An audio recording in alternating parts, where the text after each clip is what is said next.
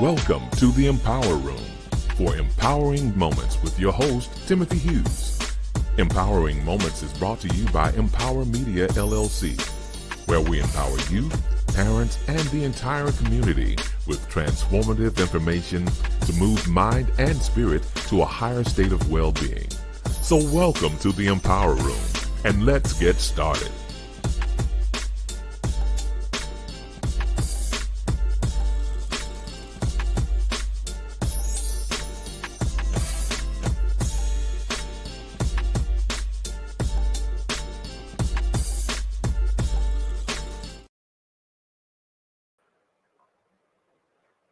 Welcome to the Empower Room. I'm your host, Rev T, and hope you're having a wonderful Sunday. The first Sunday of February, and this is Black History Month, and there's a lot going on in 2025, February. So again, I want to thank you all for joining us. I'm Reverend Timothy B. Hughes and Div. We ask you to please like our page, send an emoji, subscribe to our YouTube page as well. We offer this platform on Sundays at 3:30 p.m. Central Standard Time, where we are about doing something. So again, we want to welcome you all to the Empower Room. All right, as you can see, it's a play on words with the letters MPWR, and so that's how we're doing it here. Okay.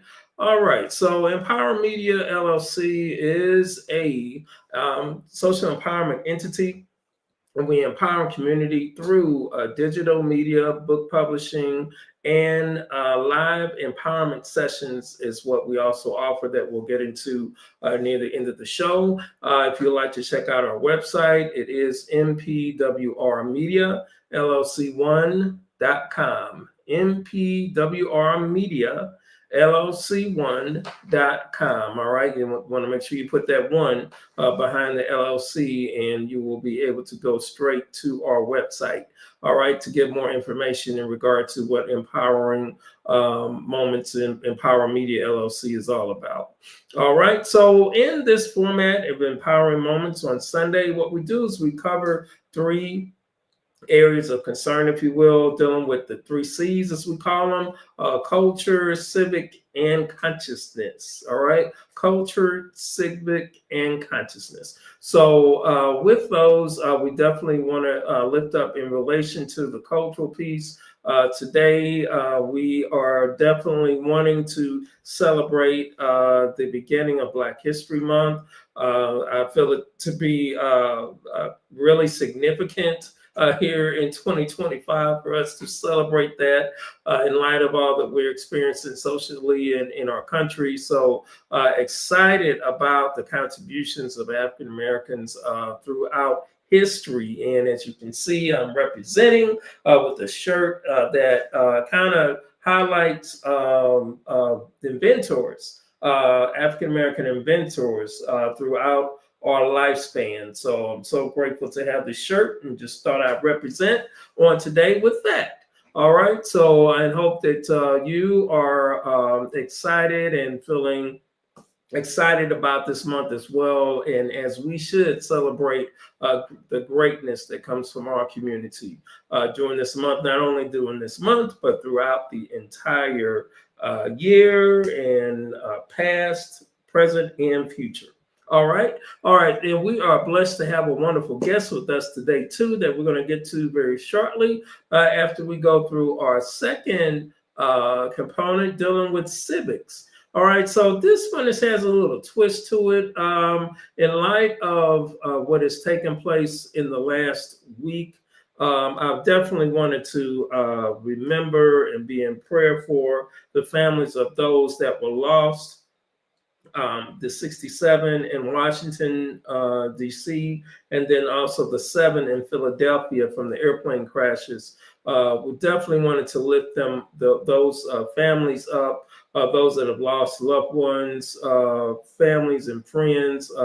It has really been a heart-wrenching week to see the pictures and hear the stories of those that have been tragically lost due to these 2 plane accidents that took place, one in Washington and one in Philadelphia. So we definitely want to keep the families in prayer and pray that the Holy Spirit will comfort those families and friends and neighbors and communities that each one of those who have lost their life come from. Amen. So we definitely wanted to do that, and also to share.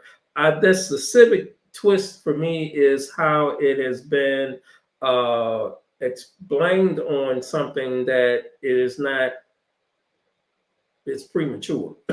Okay, so it's premature, and to blame it on DEI is really not common sense to me. So I just want us to guard our hearts and our minds during this season in relation to words that are used and how they're used, and critically think when we are combated with conversations and suggestions and thoughts, to critically think about what is being said in regard to that. Okay, so I'm going to leave that right there, because we're going to get deeper into that as we go further into the month of February, hoping to have a discussion on where do we go from here, chaos or community, that stems from a book of Dr. Martin Luther King Jr. that I'm hoping to have a panel discussion on before the month is out. So keep us in prayer for that as we prepare for that wonderful dialogue and panel discussion. All right, so that's it on the civic piece. And with that, we wanted to move to our very special guest who we have on today, and so grateful to have her with us on today. And it is none other than Dr. Josiah Jackson, who is with us. How are you, Dr. Jackson? I am well. I'm excited about today. Awesome. So glad to have you with us on today. I was in your house last week, and now I have you in our house this week. So appreciate you reciprocating. Absolutely. Okay. Helping one another, as the word says. Indeed. Yep. So you're doing well. Everything's going all right for you there? Yes, I am. Yes. We just finished the first month of this year.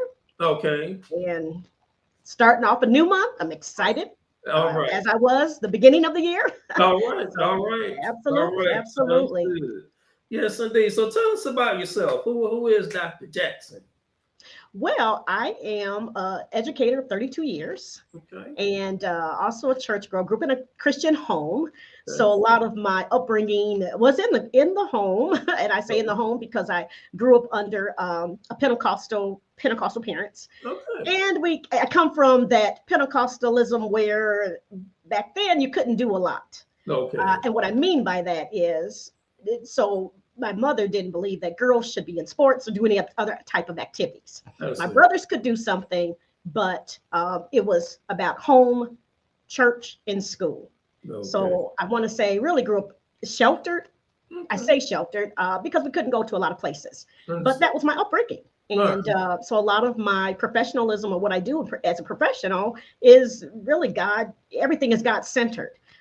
I didn't get saved until I was in college, and I probably did the same thing other people did when they were, well, not everyone. I knew some people got saved early, but I remember when I was younger and we were always, encouraged to get salvation early. Mm-hmm. And I always thought, I'm going to wait until I graduate from high school. And so, but hearing that daily, I had a mother who was a home mom. Back then they called them homemakers, and she raised I'm from 11.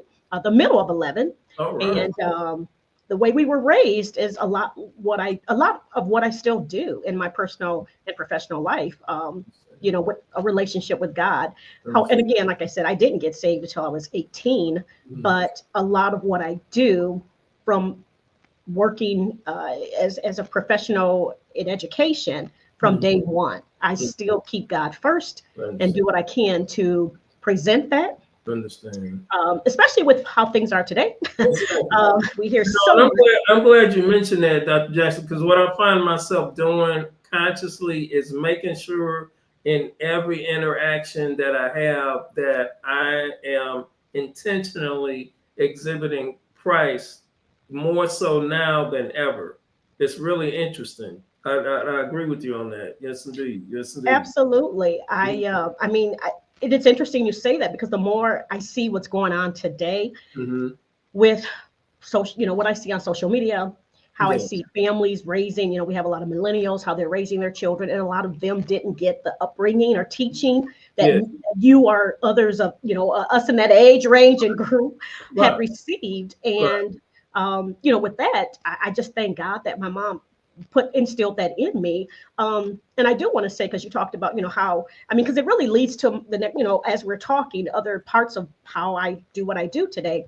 But when I look back, I thank God that my mom did what both my parents. I thank God we have the discipline. I thank God that she didn't let up when it came to going to church.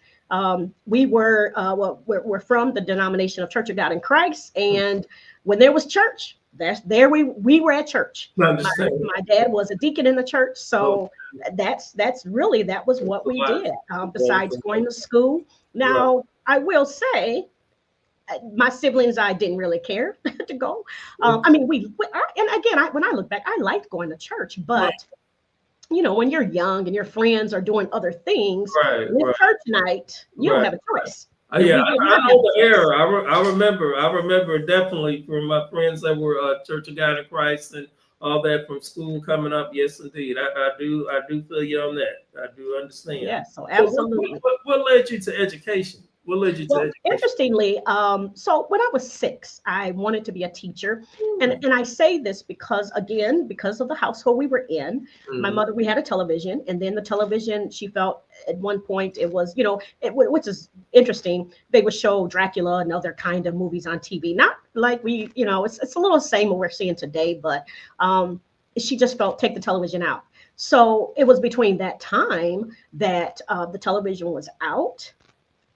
All we could do was, talk to it. So my siblings and I could just talk to each other, play imaginary games, and play outside. But I remember whenever it came time to doing, my sister and I, well, let's play. We'd play house, and then we'd say, of course, we were like, we would play house in the sense of we're both mothers, we have children, and then we would play school. And when we would play school, I would always say, I'm the teacher.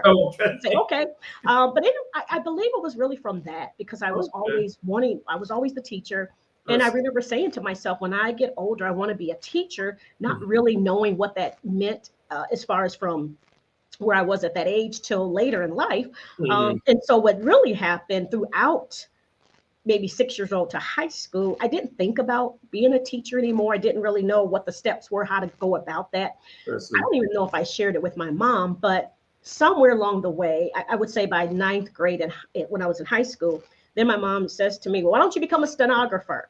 And I thought, that's not me. I'm not one to just sit. Now I can type. Typing wasn't the problem. It was it was not for me. I'm a busybody. And I mean, I like to be doing things. And interestingly, when I went to college, my first semester, I had some friends who were finishing their teaching, their what they call their teaching practicum. And so they were student teaching. A lot of people, I think they call that not student teaching now. But anyway, so they were finishing that. And I just remember their stories, how excited they were to go to school, work with children. And immediately when I heard that, I said, that's it. Because when I started, now they didn't tell us to declare a major until our sophomore year. They were at least giving you your first year to, get your feet wet in college and learn about everything. And it was really then I heard them. This was still the end of the first semester when they started talking about their stories. I thought that's what I wanted to do. And so I went and changed my major, and the following semester continued in classes in education. And I tell you, that was God. And it really was God. I mean, of course, it was God all along, but just amazing when it becomes, when you see it. That's the better way of saying it. When you see it. And so I declared my major as teaching and was excited, ran for it the rest of my years in school, and loved it until I graduated. And then I knew it was God, which by this time I had received salvation, had a relationship with God. And so at this point, I began to watch God lead me. on this path. Sometimes we say, sometimes we think it's us putting that together, but it was God. And even when that changed, it really wasn't. I mean, I'm looking at it as, oh, it's something I want to do. No, God had a plan. He even had a plan when he sent me to that college because he knew I was going to get saved. He knew I was going to go the right direction. I was on the right road. So, so then that's, like I said, once I started in that, change my major to that, and on that road of education, graduated and in May, and that following September, received my first teaching job. So been a teacher ever since then. And I'll just say quickly to that, because what was also interesting during those years in college, they would always ask the students, why do you want to be a teacher? What made you become a teacher? And let me tell you how I'm going to say it, and I still stand to this story to this day. I remember a teacher asking me that, and I really didn't know why, except I want to be a teacher. I knew I liked working with children because I helped my siblings who were younger than me.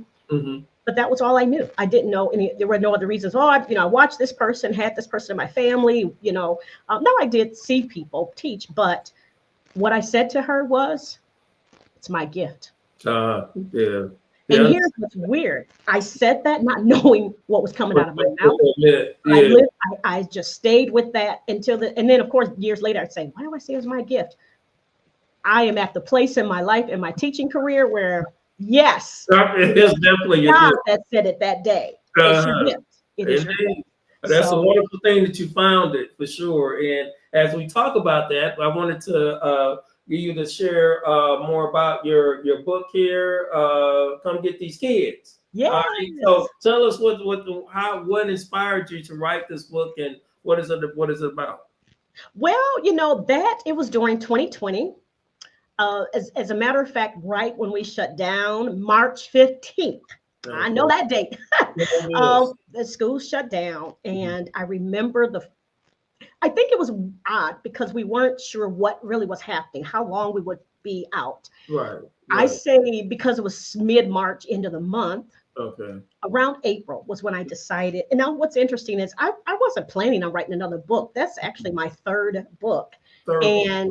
What's interesting, I just wasn't thinking about writing a book, but I started to hear parents, I started to hear and see parents concerned about this space because now they were shut down or schools were shut down. Parents had to work, whether they had to work in the house or out the house. They didn't know or have the, maybe resources or places to put their children. So I started to hear this. And as I was hearing this, then it came about to write a book.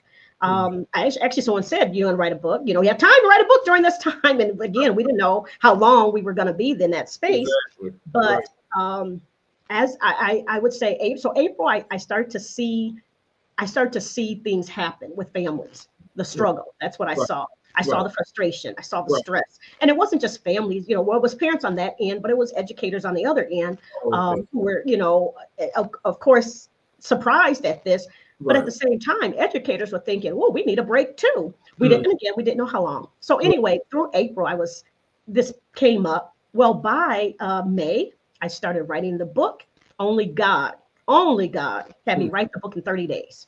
Wow. Come get these kids. So it was all God, I prayed, asked God for the title, prayed, asked God what to write. And a lot of it's just my experiences helping families. And again, based on what I was hearing through their struggles and frustrations and stress and anger. So that book was written during 2020, literally in 30 days. And it was published. I started writing in May, finished in June, had it edited. It was published and back to me by September. Wow.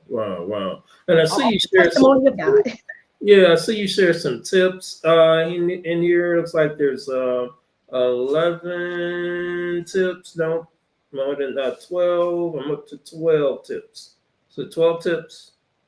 Yes. Well, actually, I see 2 different types of numbered items in here, actually.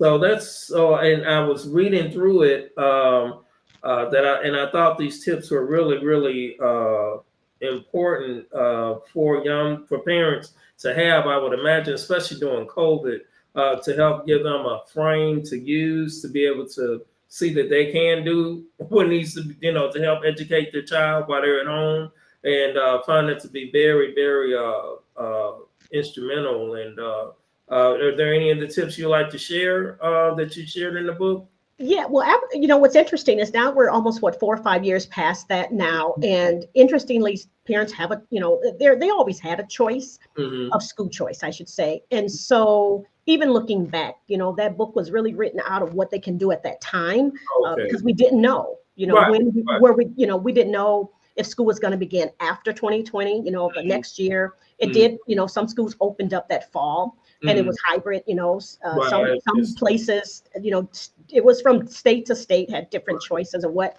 parents can do. But many, states had the somewhat similar setup, hybrid, or some, just went into online.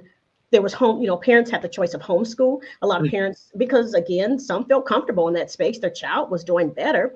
Right. And so now parents have, all these choices. Right. I still use the book because there's still that frustration, because parents are still struggling.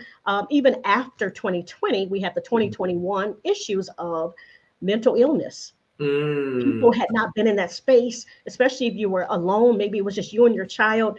You couldn't talk to anyone except for via social media. We needed to get out and socialize. So I still use the book as a way to continue encouraging and empowering families on what they can do now. Even if you're in school or maybe you're homeschooling, it's also just being a parent. My biggest messages have been how to parent, how to be an excellent parent. We're always talking about now making excuses, how we can do better. And so I use that. I use that now, and I want to say I have a prayer line where I have it's a school caregiving prayer line where I pray with parents, because it's still important for our parents to have that mentoring. And so I still use that book.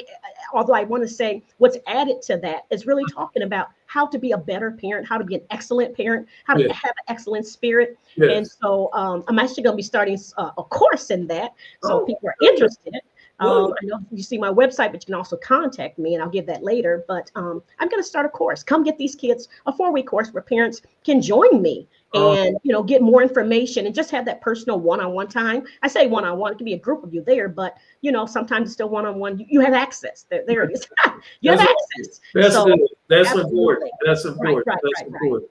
Yeah. So, because I've been hearing reports here. I'm in the Dallas area, and they're sharing the stats from testing and from COVID, and feeling that there are a lot of students that are still behind when it comes. I know there's one specific district, I believe it's in Dallas-Fort Worth area, where they are not happy with the reading levels. So are you finding that to be an issue at all in your area as far as the reading? Okay. Absolutely. It is. Again, we have what I've seen, children who are still behind. And again, some of that is, maybe parents in the household. Interestingly, even from 2020 to now, some parents had to get some had 1 or 2 jobs.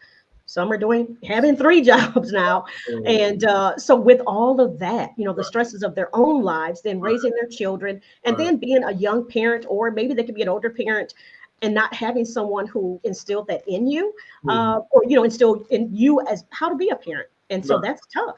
So parents are still dealing with that. And so if they're dealing with that, imagine the children getting the end of that. A parent who's not able to be there to encourage you how to read, or they're not there because they're working. And then when they come home, they're tired. And so they had very little time to encourage their child to read or to write or to see what's important. I mean, it's sad that, I think growing up too, we'd say the same thing. Children are being led or taught by the television, and now children are being taught by social media. And sadly, we thought one television was in the home, that was a problem. Right. Well, they have social media, and I can just say there's 1,000 views of something. And yes, indeed. It's an Yes, increase. indeed. So Sometimes it disrupts the school environment, So absolutely. So yes, so we see children who are behind in reading, good. behind in math, lack of motivation, Right. and again, it's but what I say to all of that is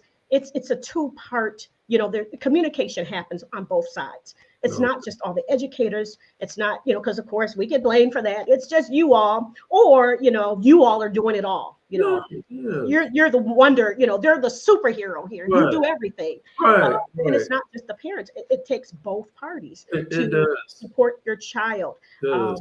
We're not even, I'm just going to say this, but we can't even go there. Okay. Even in our African-American community with Okay. special education. Right. There have been years where parents did not want their child being labeled, where Right. at one time they were being labeled for everything or labeled the minute they walked into the school.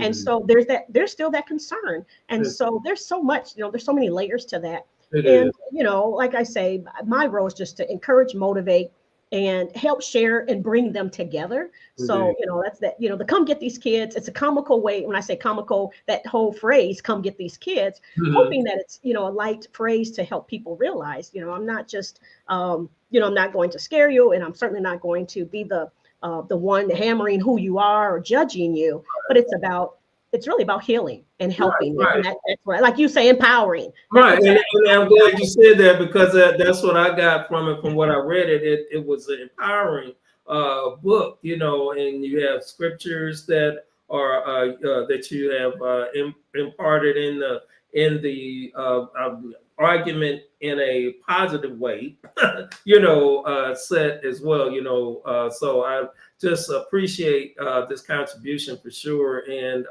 one of the key things that I thought was important is that communication and how you can integrate communicating with your child from the time they wake up in the morning. There are things you can ask them and and hit them with, as you all are doing your morning routine, that type of thing, and checking just to make sure they got their homework done on a being intentional about that, on a regular basis. So that kind of helps to help to lay a great foundation, I think, for better academic performance in itself. So again, I want to lift up your book. Where can people get your book? They can get it at my site, josiahjackson.com. So it will lead to them to go to the store. It says, come get these kids. So when you get to that site, there's a store called Come Get These Kids. They can also get it on Amazon, which even when you go to the site, it will lead you to Amazon as well. So you can get it, go to my website and it'll still maybe lead you to Amazon. You can get it from my site as well. They can also email me at info@josiahjackson.com. And then check my podcast out. Oh, yes, indeed. Yes, indeed. Yes, definitely check the podcast out for sure. Definitely do that on Saturdays at 9 a.m. Is that correct? Yes, yes. That's right. Okay. All right. Was there anything else you'd like to share? Well, I didn't know which, because I know which book you were going to talk about. So well, I always share my other books, because when they get to the site, they'll see some of my other books there. So I have another one, which was my first book. God called her Josiah. And just briefly, just my story of how I ended up with my name. It's so amazing how God does things. But so that's my autobiography. I have two copies. I have a first edition and second edition. And really the second edition, I just added some more information after, writing that first book. So they can go to that site, go to my website to get that. I also have a journal. I know lots of people are journaling. I know that's what we talked about when you met with my podcast last month. People are interested in journaling. So I have a book called Leap of Faith. Right. I would say we're at a leap of faith here in America right now. Yes, for sure. So absolutely.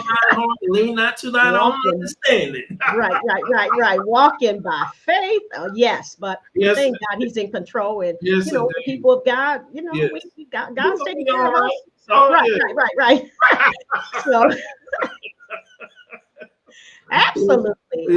So I have that book, and then of course, Come Get These Kids, and then just doing workshops workshops and courses that I'm doing right now. So again, go check those other books out. And I'm excited about what He's doing in my life and where He's taken me, and being able to encourage our families and really just see see our families move forward, and they are moving forward, but again, moving forward. And what I love about all of this is it's all, God driven, faith based. So I have to just plug this in. I heard a preacher say one time, if you're going to do anything in front of people, you have that one moment, that one spot. What are you going to do? And then he'd say, well, I hope you talk about God. So absolutely. And it's been ingrained in me. And then, having a relationship with God, I could not do any of this without mentioning who put me here and has given me the opportunity. Absolutely. God, this is all God giving me this honor, giving me the honor, but the privilege, giving me the opportunity, as that was the word I wanted to say there, giving me the opportunity to do this. And so all honor goes to God for everything that I do. So yes, indeed. Glad you have me here today. All right. Well, we want to thank you, Dr. Jackson, Dr. Reverend Dr. Jackson, for being with us on in the Empower Room on today. I think this is a very befitting. The concern with our young people being educated is very important to me personally. My dad was an educator in the St. Louis public school system for 40 years. So, we heard the stories with him being a principal in the elementary school environment for all my life. So we heard the stories at the dinner table every night, and instilled in us the importance of education as well. So I have a big heart for educators, and thank you for what you do. Absolutely. Thank you for having me today. Indeed. All right. Well, hey, you can check out Dr. Josiah Jackson's book. Please make sure you check her out at www.josiahjackson.com. Also, you mentioned another way they can reach out to you, which was? Well, once they go there, they can go there to the bookstore, come get these kids. They can also send me an email too, if they're interested, info@Josiah. So that's my email. If they want to maybe send me an email to say, where can I, because sometimes people go there and don't find it, but yeah. But definitely the website should be clear. Once you go there, you'll find what you need. All right, great. All right. Well, hey, we want to thank you again for joining us in the Empower Room on today, and look forward to hopefully talking with you in the future as well. And God's blessings on what you do for sure. Thank you. All right. God bless. All right. Well, we want to thank Dr. Jackson for being with us in the Empower Room on today. Very insightful information. I want to encourage you to please get her book and come get these kids, where you can get it at josiahjackson.com is the website you're able to get her book at. And so grateful to have her with us in the Empower Room on today. All right. So I wanted to also lift up, we have been supporting the Justice for Quincy McMillan. We're still supporting and praying for the family and for his mom, Qualisha Jones, as she is still seeking justice for Quincy McMillan. It's been over a year now that he was tragically killed in Phoenix, Arizona. Delivering. He was a delivery driver, and unfortunately was shot down doing a delivery there in Phoenix, Arizona. So please, we ask that you continue to lift them up in prayer, lift her up in prayer. That is her email address there. We ask that you would please send her an email, let her know that you are concerned, you're praying. I'm not sure what the latest update is. Last I know we did talk, there was still no one that came forward to give any information, and I hope to follow up with her sometime soon to find out more information in regard to what the latest is there with the detectives there in Phoenix, Arizona. All right, so hashtag Justice for Quincy McMillan. We are still asking you guys to post that and support getting justice for Quincy McMillan. All right. And we also want to encourage you to please get a copy of my first book, In the Blink of an Eye, True Story and Out of This World Experience, that is coming up on February 14th. It happened February 14, 2014. So now we're going into 2025. So it's going on, that's at 11 years now that this experience took place that I had, that I was blessed to be able to put down on paper in relation to me having a sudden death heart attack, and it explains to you what I experienced. The place I went to, I call the Fellowship Hall of Heaven, and kind of takes you on the journey of what I experienced on that day, February 14, 2014. And I pray that the book has been a blessing to a lot of folk, and it is available on Amazon. So please check it out on Amazon, or you can go to our website as well. And the book is available at MPWRMedia.LLC1.com. All right. And finally, we do also have presentations that we do, live presentations. Cultural diversity is one of our specialties. Where do we go from here as we kind of dialogue on the Dr. King's book? Where do we go from here? Chaos or Community. Also, Wisdom for Young Men is another topic that we deal with. Parental empowerment, youth empowerment, are also some of the other discussions that we have as well. And they can be customized to fit your environment, whether it be a one-time session or over a period of time, or however you would like to do. We customize it to fit whatever the platform is that you would like to have this empowering information presented to your audience. All right. All right. So I want to thank you all so much for being with us in the Empower Room. And it's great to have you all with us. And we look forward to having you all be with us again. Please spread the word. We are back on schedule. We had a little, going through some family challenges near the end of last year, and grateful that everything has sustained itself, and the Lord has definitely shown up in a mighty way on various sides, my side of the family, my wife's side of the family, all that. So we're just so grateful for what God has done to restore health where health concerns were definitely a concern. So thank you all so much for being with us in the Empower Room. We hope you enjoyed our very special guest, Dr. Josiah Jackson, the Reverend Dr. Josiah Jackson, educator, minister, that joined us and shared with us her book, Come Get These Keys. All right.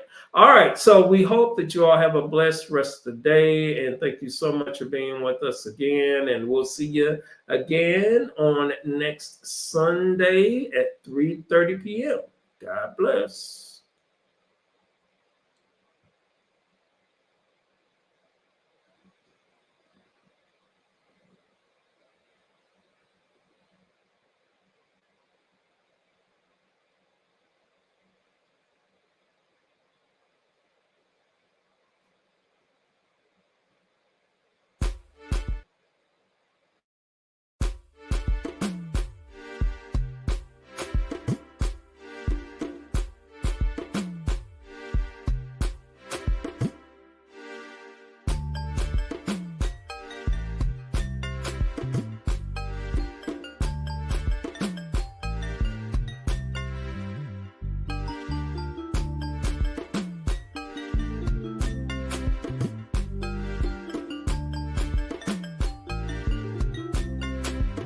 Thank you for joining us in the Empower Room. Hope you have received some impactful information. Please like or leave a comment. See you next week in the Empower Room, brought to you by Empower Media LLC and your host, Reverend Timothy Hughes, aka Rev T.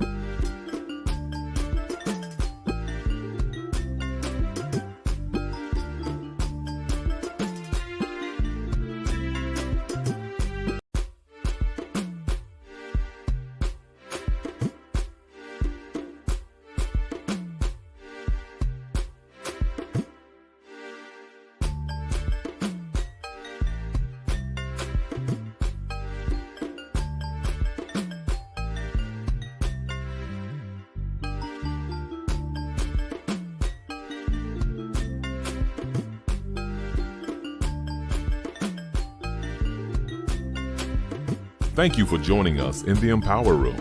Hope you have received some impactful information. Please like or leave a comment. See you next week in the Empower Room, brought to you by Empower Media LLC and your host, Reverend Timothy Hughes, aka Rev T.